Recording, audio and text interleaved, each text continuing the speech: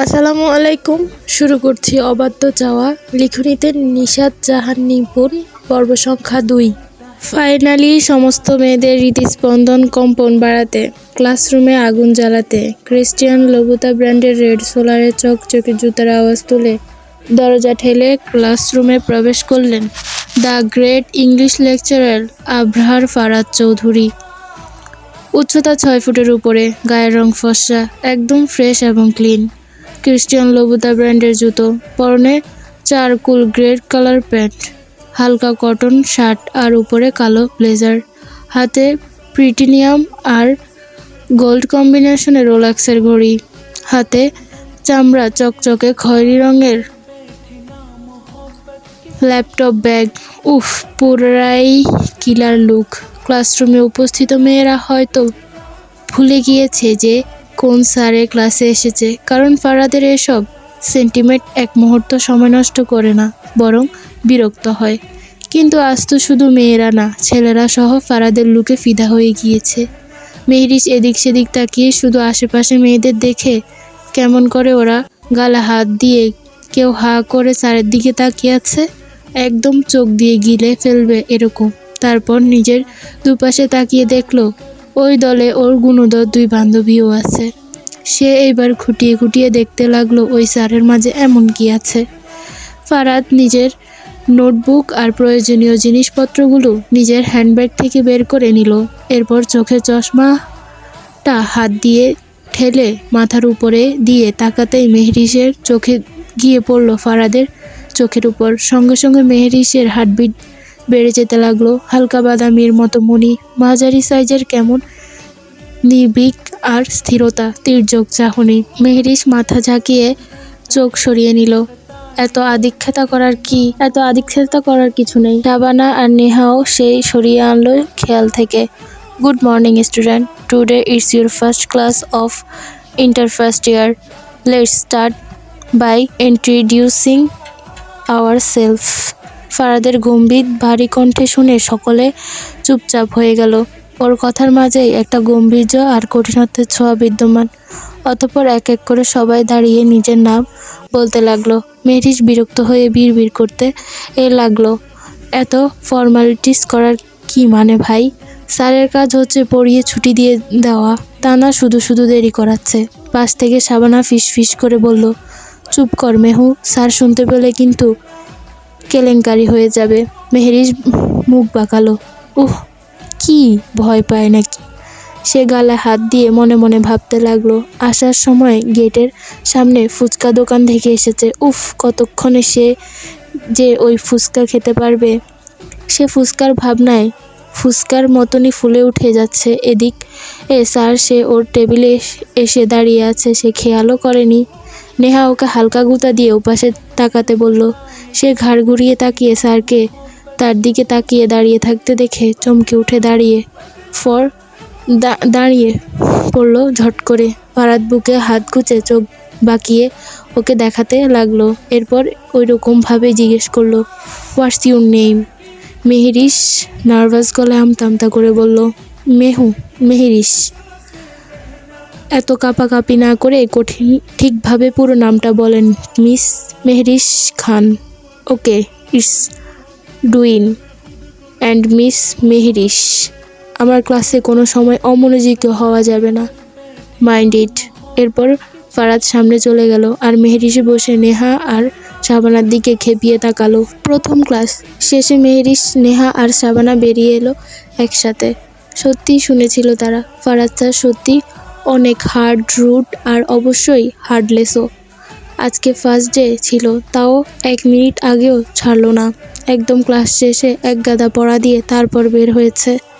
প্রথম দিনে একদম কাঁপিয়ে ছেড়েছে সব। মেহরিশ ক্যাম্পাস দিয়ে হাঁটছে, চারপাশে সব অপরিচিত মানুষজন ঘোরাঘুরি করছে। যাকগে, ওদের এসবে কাজ কি? মেহরিশ বলল, চল ফুচকা খাই। ফুচকার কথা শুনে ওরা দুজনই পাগল হয়ে গেল। একসাথে লাফিয়ে বলে উঠল, ফুচকা, চল তাড়াতাড়ি চল, পরে আবার শেষ হয়ে যাবে। এরপর 3 বান্ধবী মিলে ক্যাম্পাস থেকে বেরিয়ে গেল ফুচকা স্টলে। ওরা 3 প্লেট ফুচকা অর্ডার দিয়ে পাশেই দাঁড়ালো। কিছুক্ষণ পর ওদের ফুচকা দিয়ে দিল। ওরা খাচ্ছে আর অল্প গল্প করছে। মানে কোথাকার ফুচকা কেমন টেস্ট সেসব নিয়ে আলোচনা করছে আর কি।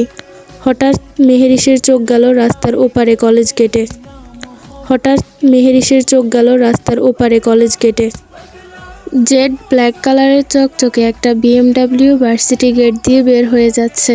আশেপাশে মানুষজন সরে সরে গিয়ে রাস্তা ক্লিয়ার করে দিচ্ছে। মেহেরিস হাতে ফুচকাটা মুখে পুরেই চোখ ছোট ছোট করে দেখতে লাগলো ওই গাড়ি আর ওর ভিতরে বসে থাকা মানুষটাকে। অতঃপর নেহা আর শাবানাকে ঠেলে ওই দিকে আঙ্গুল দিয়ে ইশারা করতে লাগলো। ওই দেখ, ওই হিটলার স্যারটা না, ওই যে বিএমডাব্লিউর ভিতরে। নেহা বলল, ওটা ফারাদ স্যার। মেহেরিস মুখ বাঁকিয়ে বলল, আমিও তো তাই বললাম। বাবা, এত দামি গাড়ি আর এখনই চলে যাচ্ছে কেন? তুই হয়তো জানিস না, উনি শুধু এই ইউনিভার্সিটির প্রফেসরই নন, তিনি নামকরা চৌধুরী গ্রুপ অফ ইন্ডাস্ট্রিয়ের সিইও আবরাহার ফারাদ চৌধুরী। নেহার কথা শুনে মেহেরিসের চোখ বড় বড় হয়ে গেল। তাই তো বেটার এত দেমাগ, এত স্টাইল আর এত অ্যাটিটিউড। যাগে, তার কি? কিন্তু এরা স্যারের ব্যাপারে এত খবর কিভাবে জানলো? মেহেরিস এবার ছোট ছোট চোখ করে ওদের দিকে তাকিয়ে বলল, তোরা এত খবর কিভাবে পেলি? ভালোই তো দেখছি স্যারের প্রতি আগ্রহ। শাবানা ফুচকা চিবোতে চিবোতে বলল, আরে এসব খবর কি এক জায়গায় থাকে নাকি? না জানার কি আছে? ওকে সবার গরুর মতো এই খাবারটা অফ কর, বাসায় চলে যাব। তিন বান্ধবী একরকম ফুচকা ঝালমুড়ি দেখলে হুঁশ থাকে না, কিন্তু আজকে মেহেরিসের বেশি একটা মন নেই ফুচকায়। কে জানে কেন? আম্মু, ওই আম্মু জগৎ জননী, ও আম্মু জননী। আরে ওই সুফিয়া কামাল। মেয়ের এমন চিৎকার শুনে মিসেস সুফিয়া রান্নাঘর থেকে খুন্তিটা হাতে নিয়ে হনহনিয়ে বসার ঘরে আসলেন। কি হয়েছেটা কি? ভার্সিটি থেকে এসে এভাবে গরুর মতো হাম্বা হাম্বা লাগিয়েছিস কেন শুনি? মেহেরিস কাঁধে ব্যাগটা সোফায় রেখে নিজেও লেটকিয়ে পড়ল। মায়ের মুখে এমন সুনাম শুনে দাঁত বের করে বলল, আমি গরু হলে তো তুমি গরুর মা, কারণ আমি তো তোমার পেট থেকে বের হয়েছি, তার মানে ভাইয়াও গরু। মিসেস সুফিয়া মেয়েকে ধমক দিয়ে বললেন, বাজে কথা বন্ধ কর। প্রথম দিন বিশ্ববিদ্যালয়ে গেছে, কই এসে একটু গল্প শোনাবে, তা না আবার ভণ্ডামি শুরু করেছে। মেহেরিস উঠে উপরে যেতে যেতে বলল, ফ্রেশ হয়ে এসে তারপর বলছি, তুমি নুডলস বানাও। মিসেস সুফিয়া চলে গেলেন কিচেনে। মেয়ে যখন একবার বলে দিয়েছে নুডলসের কথা, তখন তো উনি না বানিয়ে আর থাকতে পারবেন না। বিশাল এক লাক্সারি রাজপ্রাসাদের মতো বাড়ির সামনে এসে থামলো ফারাদের গাড়িটা। সে গাড়ি পার্কিং করে এসে বাড়িতে ঢুকলো। ড্রয়িং রুমে আসতেই একটা মেয়ে দৌড়ে এসে ওকে জড়িয়ে ধরলো। ফারাদও যত্নের সঙ্গে আগলে নিল মেয়েটাকে। আই মিস ইউ ভাইয়া। ফারাদ মুচকি হেসে ওর মাথায় হাত বুলিয়ে দিয়ে বলল, এই তো, এবার থেকে তো আমার কাছেই থাকবি, আর মিস করতে হবে না। এই 5 বছর তোমাদেরকে ছেড়ে কিভাবে থেকেছি সেটা শুধু আমি জানি। একদম চোখের পানি ফেলবি না। চল ভেতরে। আর চাচা চাচি কোথায়? ভেতরে আছে ওনারা। এরপর ফারাদ বোনকে নিয়ে চলে গেল ভিতরে। ফারাদের একমাত্র আদরের ছোট বোন পিজা চৌধুরী এই তো 5 বছর পর আজকেই ফিরেছে ফ্রান্স থেকে পড়াশোনা কমপ্লিট করে। তাছাড়া ফারাদও ওখানে থেকেই নিজের স্টাডি কমপ্লিট করে দেশে ফিরে পারিবারিক বিজনেসের পাশাপাশি ইউনিভার্সিটির প্রফেসর হয়েছে।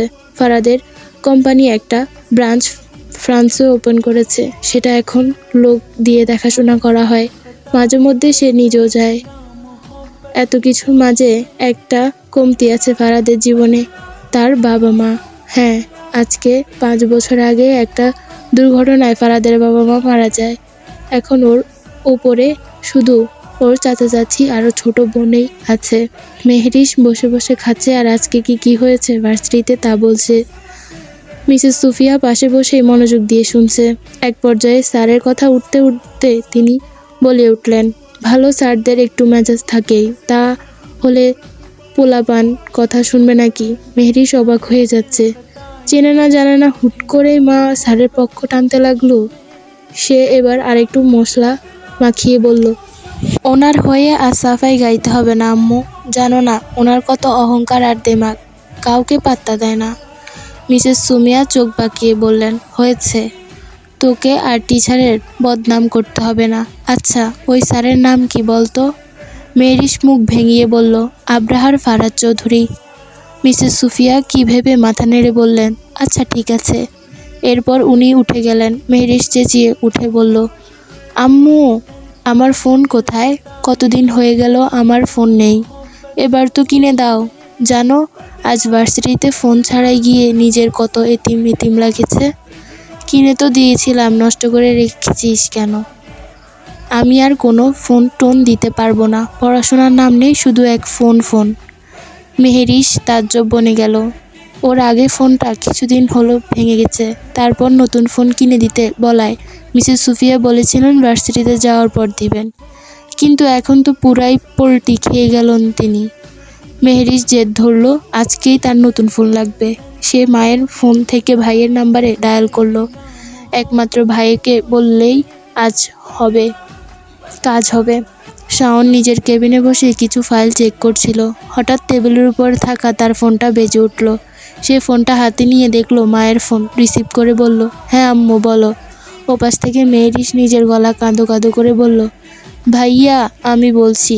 ও মেহু, কি হয়েছে বল, আর তোর গলাটা এমন শোনাচ্ছে কেন? ভাইয়া, আমার নতুন ফোন লাগবে আজকেই, আম্মুকে বলেছিলাম, তারপর আম্মু আমাকে এক গাদা বকা দিয়ে চলে গেল। শাওন ওর কথা শুনে মুচকি হাসতে লাগলো। সে তার বোনকে ভালো করেই চেনে। অতঃপর বোনকে সান্ত্বনা দিয়ে বলল, আচ্ছা ঠিক আছে, এত ফ্যাসফ্যাস করার কিছু হয়নি, আমি রাতে আসার সময় ফোন নিয়ে আসবো, ওকে? মেহরিশের প্ল্যান সাকসেসফুল। সে জানতো তার ভাই ঠিকই গলে যাবে। সে খুশিতে গদগদ হয়ে বলল, থ্যাংকু ভাইয়া, এই জন্য তো তোকে সব থেকে বেশি ভালোবাসি। আচ্ছা, তাড়াতাড়ি চলে আসিস, টাটা। এরপর ফোনটা রেখে দিল। মিসেস সুফিয়া দূর থেকে সবই দেখলেন। উনি জানতেন এই মেয়ে ভাইকে ফোন দিয়ে ঠিক আদায় করে নেবে, কারণ সে তার ভাইয়ের প্রাণ ভোমরা। উনি মুচকি হাসি দিয়ে ঘরে চলে গেলেন। পরের দিন শাওন হসপিটালে যাওয়ার পথে মেহরিশকে ভার্সিটির সামনে ড্রপ করে দিয়েছে। আর কালকে রাতে নতুন ফোনও পেয়েছে মেহরিশ। সে অনেক এক্সাইটেড। শাবানা আর নেহার জন্য সে ভার্সিটি গেটের সামনে দাঁড়িয়ে আছে, কিন্তু ওই দুই বজ্জাত দেখা নেই এখনো। কিছুক্ষণ পরেই দেখলো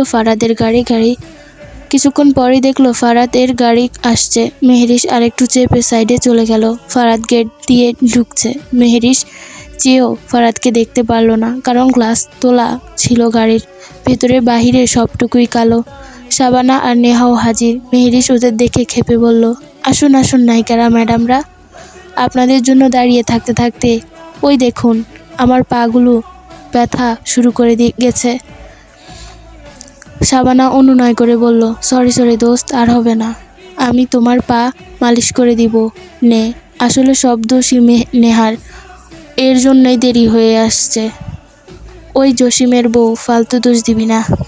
কিন্তু আমার নামে আমি কি তোকে বেঁধে রেখেছিলাম নাকি? তুই চলে আসলেই তো পারতি। তুই নিজের তো আমাকে দাঁড়াতে বলেছিলি, আমি চলে আসলে কি আর আমাকে আস্ত রাখতি তুই?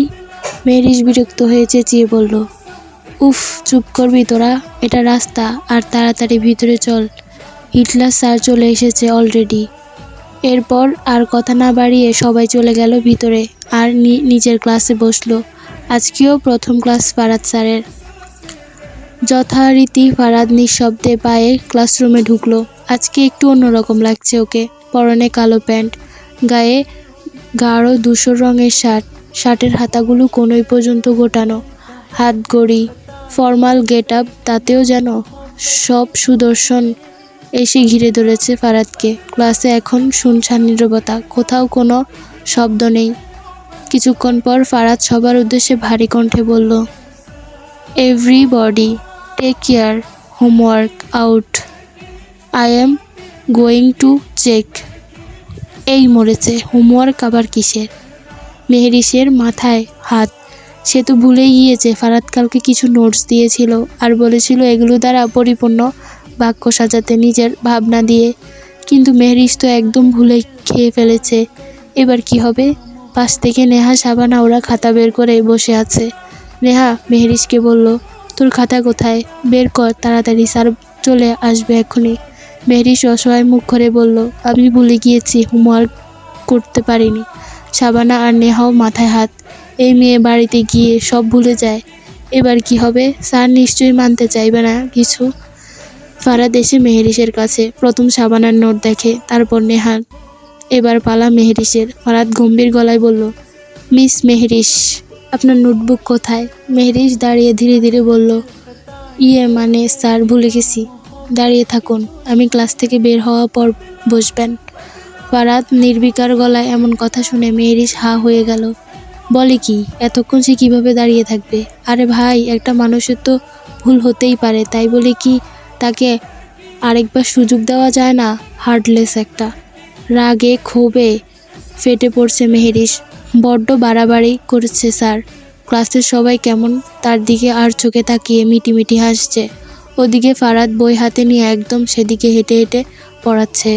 শাবানা আর নেহা অসহায় চোখ করে তাকিয়ে আছে মেহেরিসের দিকে। মেহু নোটবুক আনেনি, আগে জানলে ওরাও তাদের এরটা বের করতো না, কিন্তু কি করবে, আর কিছু করার নেই। মেহেরিস দাঁড়িয়ে দাঁড়িয়ে স্যারের গুষ্টিসহ উদ্ধার করে দিচ্ছে। বিড়বিড় করে যা মনে আসছে তাই বলছে।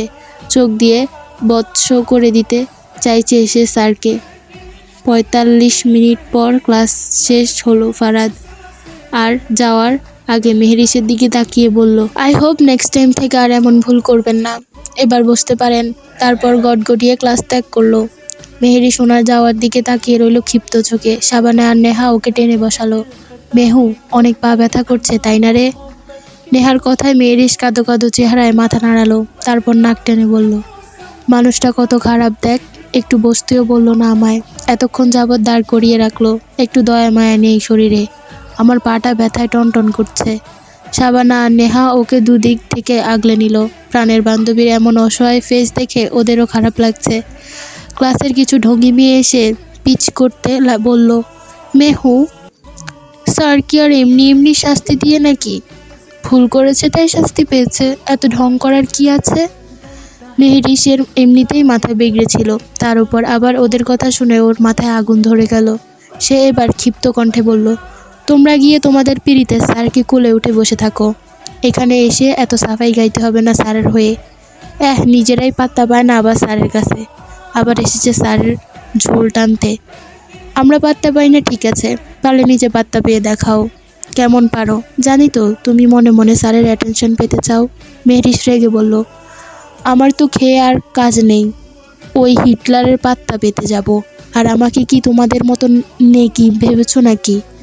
মেয়েগুলো শয়তানি হাসি দিয়ে বলল, জানতাম পারবে না, স্যার নিজেই তো তোমাদের পাত্তা দেয় না। মেহেরিসের রাগে শরীর কাঁপছে। সে হাত মুঠো করে চোখ বন্ধ করে দাঁড়িয়ে আছে। শাবানা আর রেগে গিয়ে বলল, এই যা এখান থেকে, আর একদম আমাদের কাছে ঘেসবি না। যাবি নাকি কয়েকটা দিব? নেহা আর মেহেরিসকে শান্ত করতে লাগলো। মেয়েগুলো সব মুখ বাঁকিয়ে চলে গেল। মেহেরিস কিছুক্ষণ থ মেরে বসে থাকলো, তারপর আচমকায় বলে উঠল, ঠিক আছে, আমিও এবার বুঝবো এই মেহেরিস খানের সাথে শত্রুতা করার ফল। স্যারকে এবার দেখাবো আমি কি জিনিস। মেহেরিস ঠোঁট বাঁকিয়ে হাসছে। নেহা আর শাবানার মাথায় হাত। এই মেয়ে যা তারসিরা, এইবার না জানি কি করে বসে। মেহেরিস ওদের নিয়ে ক্লাস থেকে বের হয়ে এলো। ক্যাম্পাসের পাশে পার্কিং এরিয়ায় ফারাদের গাড়ি রাখা। মেহেরিস কিছু একটা হাত বাড়িয়ে ব্যাগ থেকে বের করলো। তারপর ভেবে শাবানাকে বলল, কম্পাসটা বের করতো। কেন? ওটা দিয়ে কি করবি? আরে বের কর তাড়াতাড়ি, তারপর মজা দেখবি। শাবানা ব্যাগে জ্যামিতি ব্যাগ, স্কেল, আরও প্রয়োজনীয় জিনিস থাকে সবসময়। সে কম্পাস বের করে মেহেরিসের হাতে ধরলো। মেহেরিস কম্পাসের সুচালু দিকটা সামনে ধরে একটা শয়তানি হাসি দিল। শাবানা আর নেহা ঠিক বুঝতে পারছে না ওর মাথায় কি চলছে। মেহেরিস একবার আশেপাশে তাকিয়ে দেখে নিল কেউ আছে কিনা। কাউকে দেখা গেল না। এবার মেহেরিস খানিক এগিয়ে গিয়ে ফারাদের গাড়ির সামনে বসেই ঢুকিয়ে দিল চাকার কম্পাসের সুচালু দিকটা। শাবানা আর নেহা চোখ বেরিয়ে আসার উপক্রম। মেহেরিস একের পর এক চাকার কম্পাস দিয়ে আঘাত করতে লাগলো। সে ফারাদের উপর থাকা সব রাগ জেদ গাড়ির চাকার উপর ঢলছে। শাবানা আর নেহা দৌড়ে গিয়ে ওকে টেনে নিয়ে আসলো। কি সাংঘাতিক ব্যাপার, কেউ দেখলে কেলেঙ্কারি হয়ে যাবে। শাবানা আঁতকে উঠে বলল, মেহু, কি করছিলি এসব? কেউ দেখতে পেলে কি হবে ভেবে দেখেছিস? আর এটা ফারাদ স্যারের গাড়ি রে। নেহা ওদিকে তাকিয়ে দিয়ে বলল, আরে চাকা মনে হয় গেছে রে, দেখ ওই চাকাটার নিচের দিকটা কেমন চ্যাপ্টা হয়ে যাচ্ছে। মেহরিশ পৈশাচিক হাসি দিয়ে বলল, আমাকে সবার সামনে ক্লাসে দাঁড় করিয়ে রেখেছিল না তাই না, আমিও ওনার চাকা পাঞ্চার করে দিলাম, এবার দেখবি উনি কিভাবে যায়। হু। নেহা অবাক হয়ে নেতিয়ে তাকিয়ে বলল, তাই বলে তুই এসব করবি? ভাগ্য ভালো এদিকটায় তেমন কেউ আসে না। এখন তাড়াতাড়ি চল এখান থেকে, আল্লাহ বাঁচাইছে আজকে আমাদের। এরপর দুজন মিলে মেহরিশকে জোর করে ধরে নিয়ে কলেজ থেকে বেরিয়ে গেল। এই মেয়েটা একবারে জ্বালিয়ে মারলো সবাইকে। কেউ দেখলে তো ডাইরেক্ট কেস খেয়ে যেত তিনজনই। কিন্তু সত্যি কি কেউ দেখেনি মেহরিশকে, নাকি দেখেছেও? মেহরিশ বাড়ি ফিরে দেখল মিসেস সুফিয়া শাহাদাত খানের সাথে ফোনে কথা বলছে। মেয়েকে দেখে তিনি ফোনটা এগিয়ে দিলেন। মেহরিশ ব্যাগ রেখে ফোনটা নিয়ে বাবার সাথে কথা বলতে লাগলো। পরিবারের ছেলে মেয়ে রেখে নিজের দায়িত্ব পালনে অটুট রয়েছে শাহাদাত খান। চাইলেও হুট করে চলে আসতে পারেন না। মেয়ের অভিমানী কথা মন দিয়ে শুনতেছেন তিনি। বেশ খানিক সময় বাবা মেয়ের মধ্যে কথা হলো।